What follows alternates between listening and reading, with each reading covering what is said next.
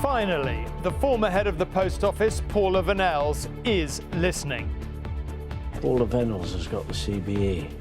Joking.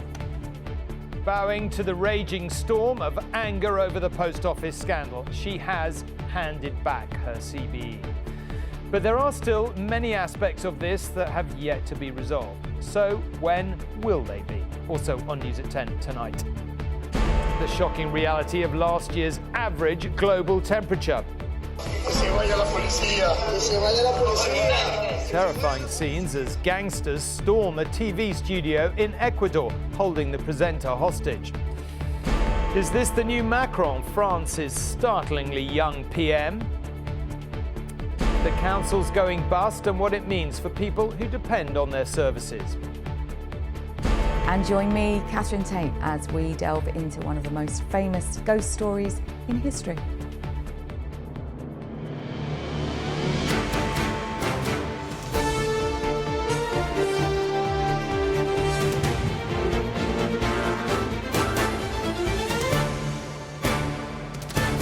This is ITV News at 10 with Tom Bradby.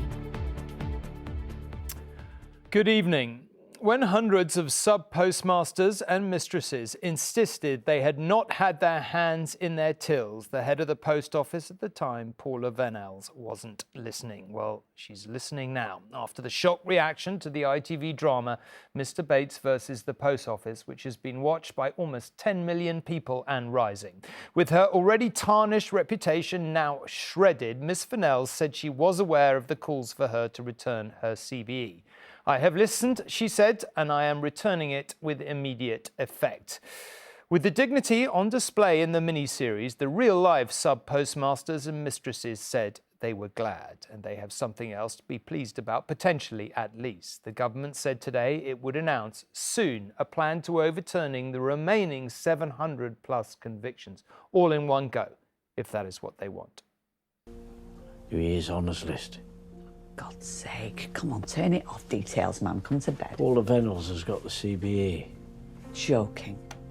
It is one of the greatest miscarriages of justice in recent history. Yet, some of those at the very top of the post office received honours for their service. But since the ITV drama, pressure has been mounting on Paula Vanells, with more than 1 million people signing a petition to have her stripped of her CBE.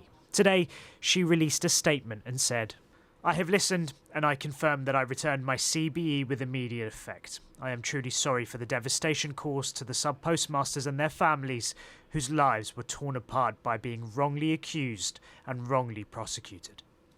For Ian Warren, a former sub-postmaster who says his life was ruined by this scandal, this is just one small step in the right direction. I think she has made a very wise decision to hand it back herself. She should be made to suffer what we did, be prosecuted and let the law take its course. Ian still hasn't been compensated, and those who have worked on getting sub-postmasters justice are aware more needs to be done. Do you think returning the CBE is enough? No. There were so many questions that were going unanswered. That questions that MPs were putting to her, and she either didn't know the answers when she should have been finding them out, or she did know the answers and was not telling them to us. While some sub-postmasters have had their conviction quashed, there are hundreds still waiting, which was part of the focus in the Commons today. Former senior cabinet ministers asked the Justice Secretary to explore ways to speed up the process. We can do something good, Mr. Speaker, together, if the Justice Secretary would bring a simple bill to quash all 800 immediately. The suggestion he made is receiving active consideration. I expect to be able to make further announcements shortly. But there are ethical questions about whether Parliament should intervene in an independent judiciary in this way. There is, however, clearly consensus across the political spectrum to overturn these convictions, but we are waiting on how and when that will happen. Shihab Khan, News at 10, Westminster.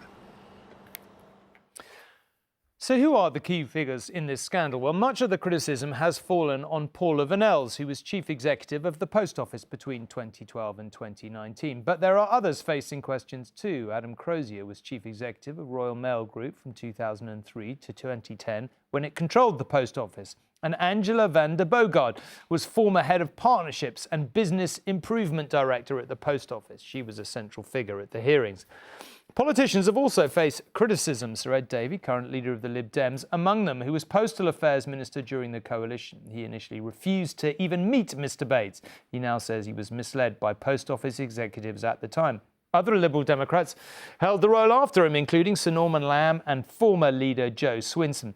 But here surely is the question. Have you personally ever walked into a post office and thought of the sub-postmaster or mistress? Blimey, they look like a bit of a crook. So how come no one in politics looked at the hundreds of convictions and thought, this just can't be right? Robert is here to talk about this. I mean, there are many questions. What are politicians going to do? What should they do? Is Ed Davey going to resign, do you think, as a result of all this? Because the public anger is continuing, no doubt about it. Well, at the moment, Sir Ed Davey is blaming everybody else, saying he was misled by the Post Office and his own officials. The job of ministers, however, is, as you say, it goes against common sense that there would be so many sub-postmaster crooks. When in the history of the Post Office has there ever been so many crooks?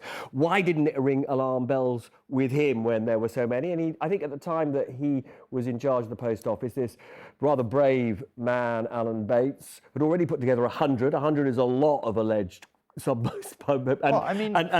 Ed Davey didn't think, oh, this is a bit odd. Why didn't he ask the Post Office, he was in charge as the minister of this operation, and his officials for evidence that these people were all wrong? So he's still got more questions to answer, absolutely no question about that. But then you've gone through the litany of other people who could have at an earlier stage stood up and said what our systems show goes against all common sense.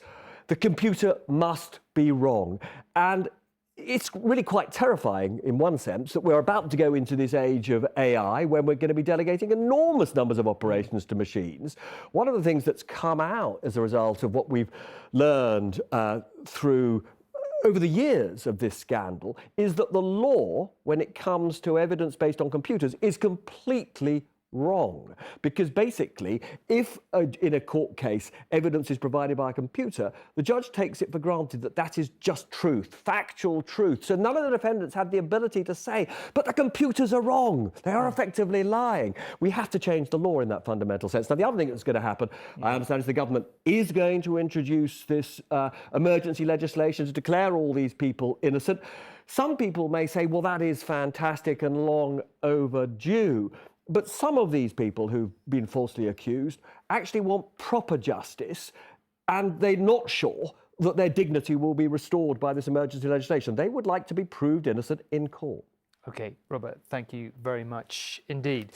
And it's going to be a heck of a year in politics. I think we'd all agree on that. So do join me, Robert and Anushka, again tomorrow lunchtime for the first Prime Minister's Questions of the Year, and at 10 to 12 on ITVX. And starting tomorrow, we'll be talking politics every Wednesday as the political drama plays out in the run-up to the general election. We'll be talking tactics, scrutinising policy, and above all, asking who will indeed be leading Britain beyond 2024. So do join us on ITVX every Wednesday and listen to us talking politics wherever you get your podcasts. Now to yet another alarming statistic on climate change. Yes, last year's average global temperature was the warmest on record. The alarming bit, though, is how close the rise was from pre-industrial times to the 1.5 degree limit passed at the Paris Climate Change Summit in 2015. It was actually 1.48, fractionally below, and this year is likely to be warmer still. From devastating wildfires in Greece to deadly floods in Libya. The more our climate changes, the more likely it is we see extremes. 2023 saw heat waves and drought right across the globe. Climate change is not a phenomenon of the future. It's here and now, and it's hitting those most vulnerable in every society hardest. Last year was the hottest on record, beating the previous warmest, 2016, by 0.17 degrees Celsius, which is huge when you consider it is a global average spread over an entire year. It's also very close to breaching the limit set by the Paris Climate Agreement to keep global temperature rises below 1.5 degrees above pre-industrial levels. 2023 was 1.48 degrees above that. And for the first time ever, every single day, global temperatures were at least a degree higher than the 19th century. Plus, there were 2 days, the 17th and 18th of November, where temperatures were more than 2 degrees warmer. This is the real-world impact. Floodwaters from Storm Daniel reached the roof of Petros's house in Greece. It was like a tsunami, he says. In fact, so devastating was the damage, 90% of his neighbours voted to abandon the village, which has stood for 900 years. Petros is tired of living in fear. In the UK, a cool summer meant it was only our second hottest year. But Storm Babette still caused significant flooding. El Niño, a natural phenomenon which warms the Pacific Ocean, did contribute to the wild weather, but scientists say the biggest driver of heat is greenhouse gases. Carbon dioxide and methane emissions rose again last year to a new high.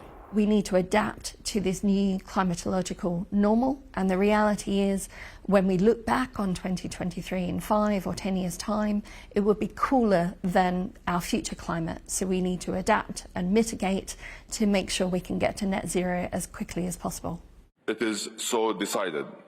Agreement to transition away from fossil fuels was struck at the climate conference COP28 last month, as were pledges to triple renewables and double energy efficiency. But they're not legally binding. And with emissions set to rise again and El Niño even stronger, 2024 is shaping up to be an even more challenging year. Martin Stew, News at 10. There have been terrifying scenes on television in Ecuador tonight. Masked gunmen waving guns and explosives got into a studio while the programme was being broadcast. The gunmen rounded up the studio crew and forced them to the ground. Gunshots and screams were picked up by the studio microphones, but no one is reported to have been killed. A warning, though, that our report does show some of the violence. Here is the news, live from the studio, brought to you not by the anchor and his colleagues, but by armed gunmen who stormed the TV station. As the presenter pleaded for his life, the masked gangsters waved guns and explosives, even at one stage putting a stick of dynamite in the pocket of the terrified journalist from the TC television network. A text message sent by one employee said, "Please, they came in to kill us. God, don't let this happen. The criminals are on air." Outside, police took up positions as they tried to come up with a plan to free those trapped inside. And a short time ago, they posted photographs, apparently showing arrests. It's just one episode in a series of coordinated attacks which are bringing anarchy to Ecuador. Dozens of prison guards have been taken hostage by inmates. And it's all because the country's president attempted to crack down on drug gangs who terrorise the country even after they've been jailed. Ecuatorianos, se acabó el tiempo.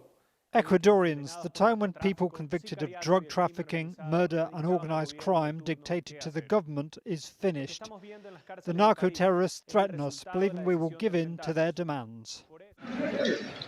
He announced a state of emergency soon after this man, the convicted leader of a drug gang, managed to escape from custody while he was being transferred from one prison to another.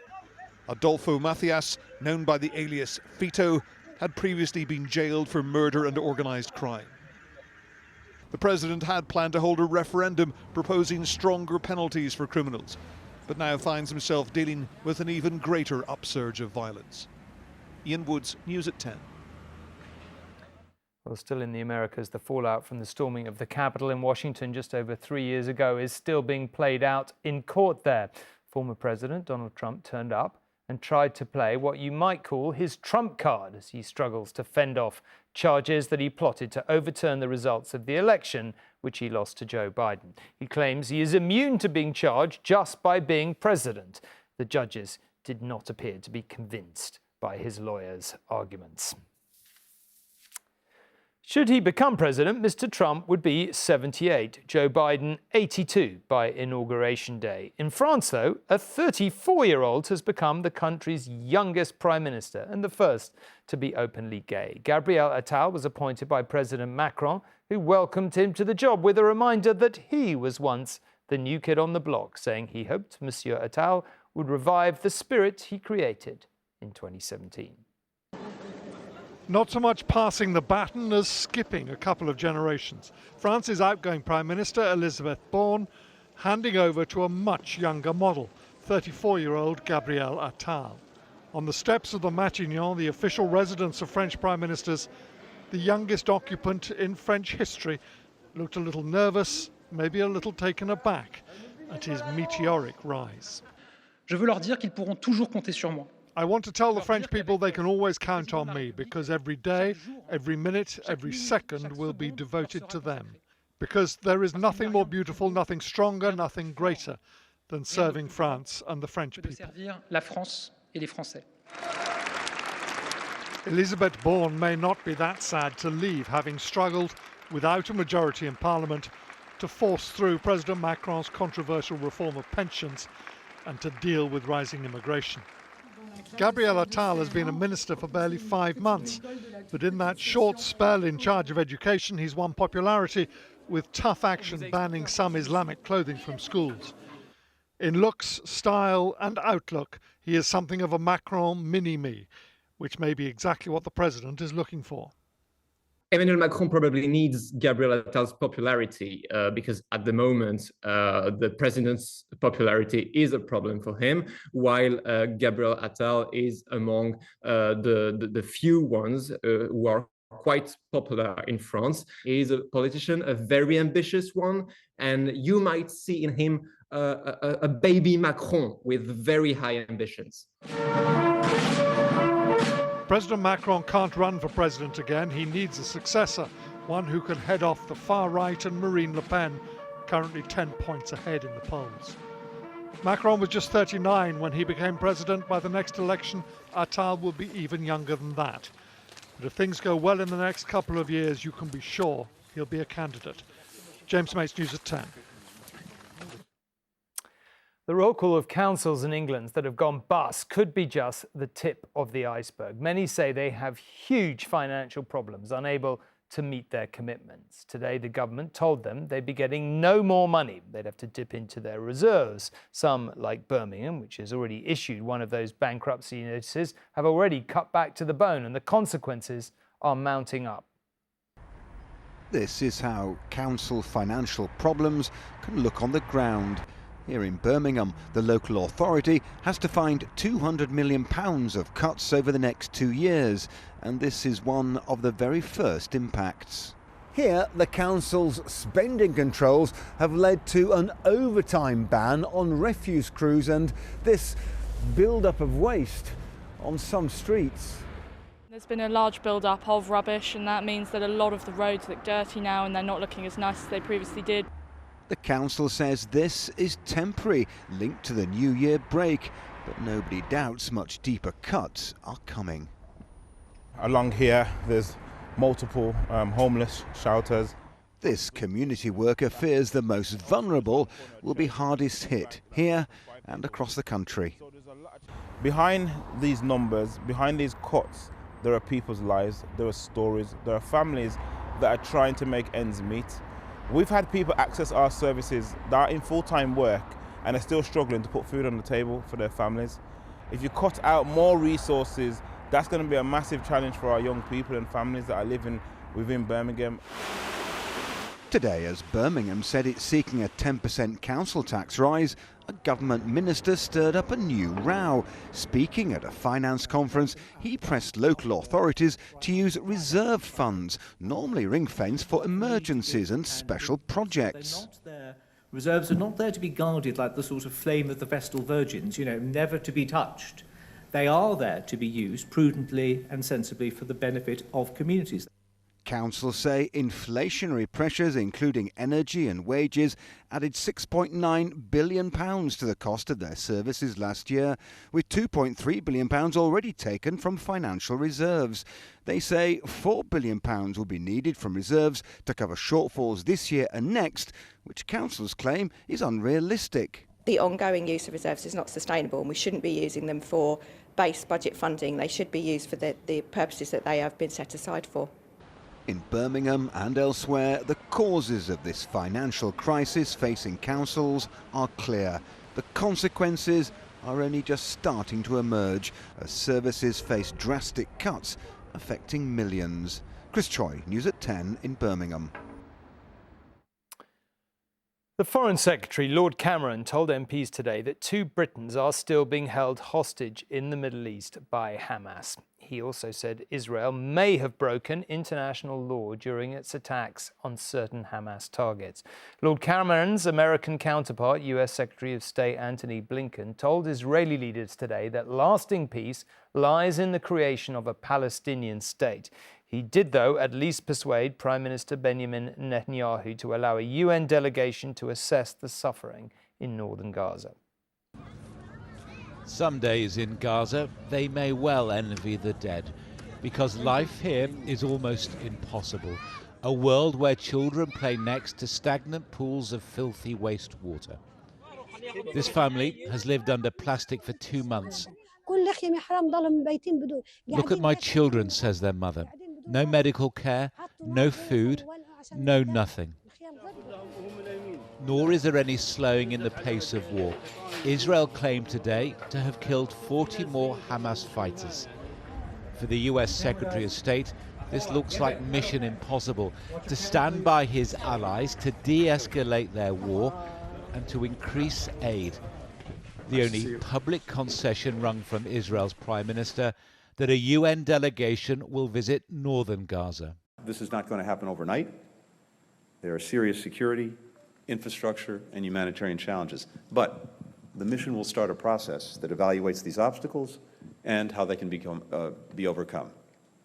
After 3 months of war, there is still little appetite in Israel for peace. The government here believes that security lies in the defeat of its enemies.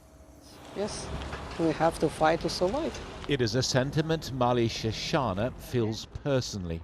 In this day, we lost 8 policemen and women that fought until the last bullet. Today, there's a wasteland where the police station she commanded once stood. At the centre of the battle that day in October, Mali fought face to face with Hamas militia. It was grenades, it was rifles, it was RPG. Everybody that was and want to come to help us get a shot and killed. Her injuries are healing. Her view on her country's future is hardening. 3 months on, what is the mood of this country? The feeling is that we must win, and we win, okay? What happened at October 7 will not repeat again. Just 30 miles separates the town where Mali is a hero and the tents of Gaza, a chasm of understanding between 2 worlds that has never been wider.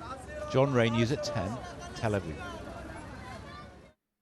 Back here, junior doctors in England had barely walked off the picket line at dawn, swapping their winter coats for their white coats, then their union set out plans for another strike vote.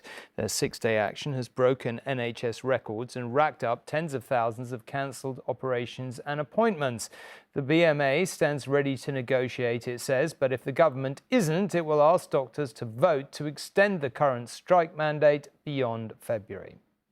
So we're trying to find some space to step them down. Consultant Fred Ohanusu has just worked 7 days straight, covering his junior doctor colleagues. Their strike has just finished, but there's rarely any let-up in the NHS. And by 10 o'clock this morning, the emergency department at the Queen Elizabeth Hospital in southeast London is full. I feel relieved that it's over. And how did it go? How did you cope?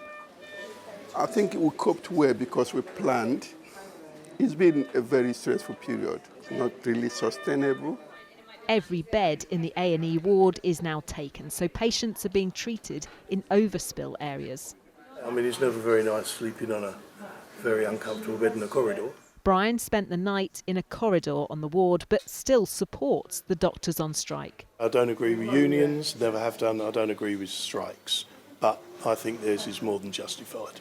Even if it means patients like you having to potentially wait longer or have operations and appointments delayed? Yes. In this trust alone, 3,000 patients have had operations or appointments cancelled. At one point here, in the maternity unit, they were at risk of being dangerously short-staffed. So a junior doctor was granted rare permission to cross the picket line and come back to work to protect patients. It's junior doctor Victoria's first day back. She says they deserve the 35% pay rise they're asking for. The personal responsibility that is required of you, as well as the emotional tax, the physical tax on your body, and the intellectual stimulation. And I just don't think that £15 an hour for a doctor to live in London is sustainable. Are you prepared to keep on striking until you get what you want? Yes. No more junior doctor strikes are currently planned in England, but today the British Medical Association announced they're preparing for more. Are you dreading potential further strike action? I think another set of strikes would be really tough for everyone. I mean, we've had 40 days now of industrial action over the past 12 months. Has put an enormous strain on everyone. Junior doctors say the government must come forward with a credible offer to stop more walkouts. The government says their demands are not reasonable or affordable. Rebecca Barry, News at 10, South London. Finally, anyone spooked by ghosts might want to decamp behind the sofa. The trend of ghost stories in theatre productions, the zeitgeist for poltergeist, if you like, has taken another dark turn with a play inspired by a true life story. It stars Catherine Tate, and it's about a family in the 1970s whose home was taken over, they said, by a ghost. Catherine told us in these unsettled times, people want to feel reassured about their own lives by experiencing the chaos that others endure.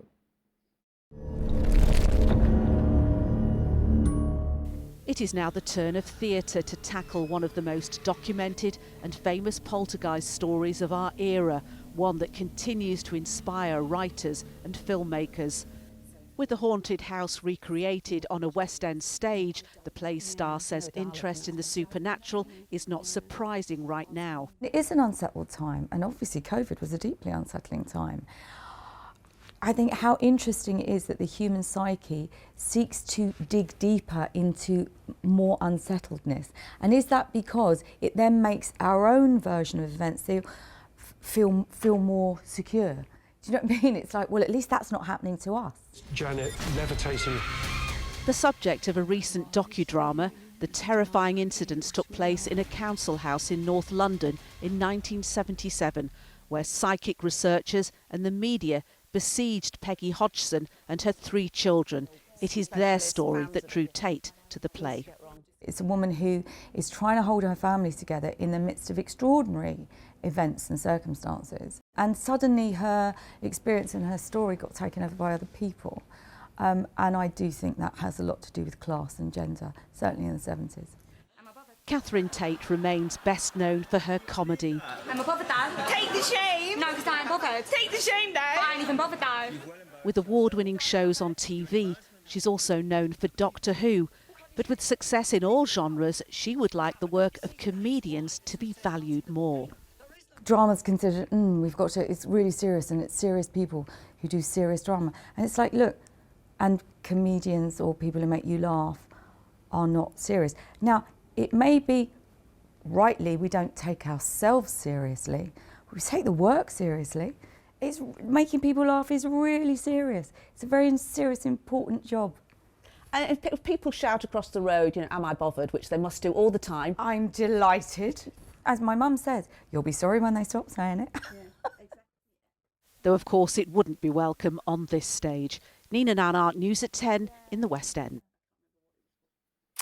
Okay, that is it. I will be back on ITVX at 10 to 12, just before midday tomorrow, so do join me for that, and then back here for 10 o'clock tomorrow night. But for now, good night. Thanks for watching.